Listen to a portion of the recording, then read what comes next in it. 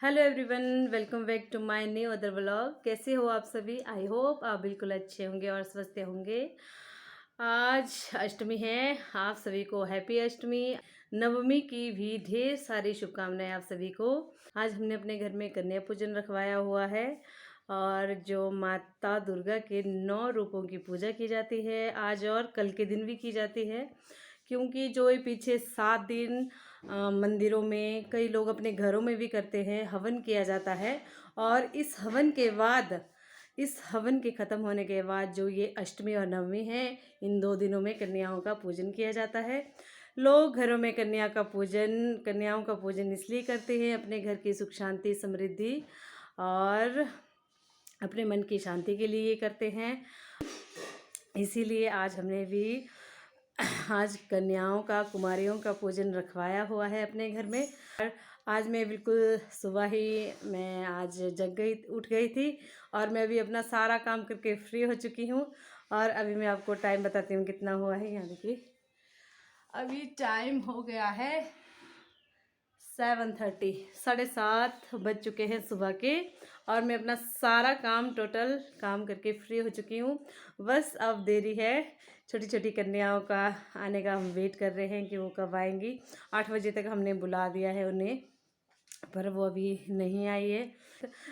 हमें सिर्फ 5 ही कन्याएं मिली है। फिर मम्मी ने बोला कोई बात नहीं, 5 कन्याओं को ही पूज लेंगे।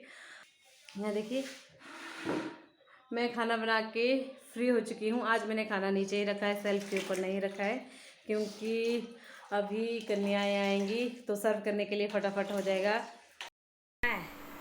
और यहाँ देखिए, हमारी छोटी छोटी कन्याएं आ गई है।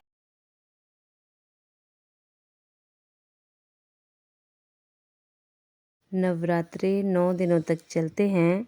नवरात्रों में भक्त माँ के 9 रूपों की पूजा करते हैं।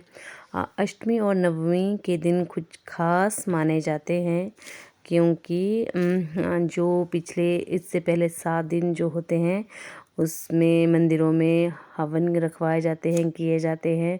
और कुछ लोग घरों में भी हवन करवाते हैं माँ दुर्गा की पूजा के। और उन हवनों के ख़त्म होने के बाद जो ये 2 दिन होते हैं, अष्टमी और नवमी, इन 2 दिनों में कन्याओं का पूजन किया जाता है। छोटी छोटी बच्चियों को माँ दुर्गा का रूप माना जाता है।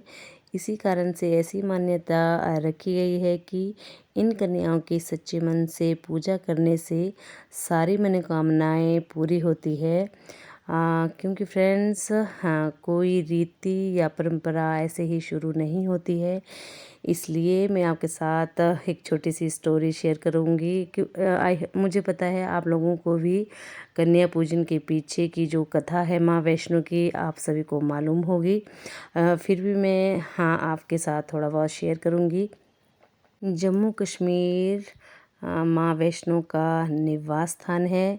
जम्मू कश्मीर के कटरा कस्बे में जो 2 किलोमीटर की दूरी पर हंसला गांव में माँ दुर्गा के जो भक्त थे, जिनका नाम श्रीधर था, सबसे बड़े भक्त माने जाते हैं वो माता वैष्णो के। श्रीधर जी अपनी कुटिया में रहते थे। उनकी कोई संतान नहीं थी। एक बार उन्होंने कन्याओं का पूजन अपनी कुटिया में रखवाया और माँ वैष्णो कन्या का रूप लेकर वहाँ पर कन्या पूजन में बैठ गई। कन्या पूजने के बाद श्रीधर ने सभी कन्याओं का पूजन किया, उन्हें हलवा पूरी चढ़ाया। और कन्या पूजन खत्म होने के पश्चात सभी कन्याएं अपने घर पर चली गई। पर जो दिव्य रूपी कन्या माँ वैष्णो देवी जी थी, वो वहीं पर ही श्रीधर के घर में रुक गई। और माया रूपी कन्या ने श्रीधर को अपनी एक बात सुनाई कि आप अपने आसपास के सभी गाँव वालों को भंडारे का निमंत्रण दो। ये बात सुनकर श्रीधर के मन में एक बात जगी कि मेरे पास कुटिया में कुछ भी खाने के लिए नहीं है, तो मैं भंडारे का आमंत्रण कैसे दूं सभी को। परंतु माँ उस कन्या ने अपना विश्वास दिलाकर श्रीधर को ये बात कही कि आप भंडारे में सभी को बुलाओ और दूसरी चिंता आप ना करो। इसीलिए उस कन्या की आज्ञा अनुसार श्रीधर ने अपने गांव को और आसपास के गांव को सभी को भंडारे पर निमंत्रण दिया। निमंत्रण देने के बाद सभी श्रीधर की कुटिया के पास भंडारे खाने के लिए पहुंच गए। जो भी श्रीधर और श्रीधर की धर्मपत्नी ने अपने कुटिया में कन्या पूजने के लिए बनवाया हुआ भोजन था, वो सभी उन्होंने अपने गांव वासियों को, जो भंडारे पर आए हुए थे, सभी को खिलवाया। परंतु उनके खाना पूरा हो गया सभी के लिए, और ये माँ की आशीर्वाद ही था उन पर। और ये देखकर, ये चमत्कार देखकर श्रीधर के मन में, आंखों में आंसू आ गए। और उसके पश्चात भंडारा ख़त्म होने के बाद श्रीधर को माता ने अपने दिव्य दर्शन पूरे दिए। दिव्य दर्शन करने के बाद श्रीधर का जीवन सफल हो गया और उन्हें संतान प्राप्त हो गई।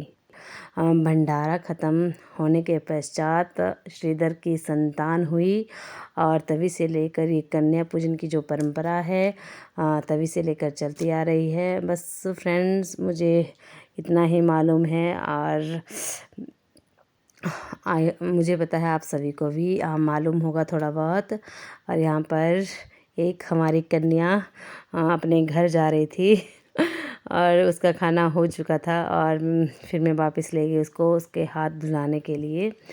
और यहाँ पर हलवा पूरी खा लिया था सभी ने, और उसके बाद यहाँ पर मैंने चावल और 2-3 एक्स्ट्रा जो रेसिपी थी वो बना कर रखी हुई थी सभी को, क्योंकि आजकल बच्चे चपाती सब्जी तो बिल्कुल भी नहीं खाते हैं। और कन्या पूजन ख़त्म होने के बाद यहाँ पर शानू उनके साथ जाने की जिद कर रही थी मेरे पास कि मैंने उनके साथ जाना है, पर उसके बाद मैं अपना काम करने में बिज़ी हो जाती हूँ। और फाइनली मैं अपना सारा काम करके फ्री हो चुकी हूँ, और कन्याएं सभी अपने घर जा चुकी है।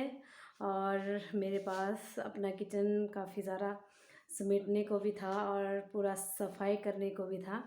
लगभग 10:30 बजे के आसपास मैं अभी फ्री हो चुकी हूँ, और बर्तन की इतनी सारी खूब सारी ढेरी पड़ी हुई थी मेरे पास धोने के लिए।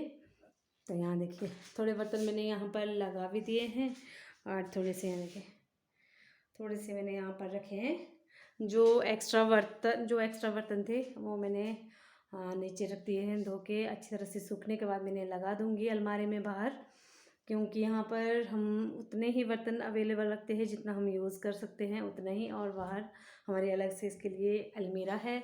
आप सभी को फिर से एक बार अष्टमी और नवमी की ढेर सारी शुभकामनाएं, और आप सभी लोग अपने घरों में स्वस्थ रहें और खुश रहें। आई होप आप सभी को मेरा आज का ब्लॉग बहुत ही पसंद आया होगा। ठीक है फ्रेंड्स, ऐसे ही सपोर्ट करते रहना, और मिलती हूँ मैं आपको जल्द ही अगले ब्लॉग में। तब तक के लिए bye bye and take care.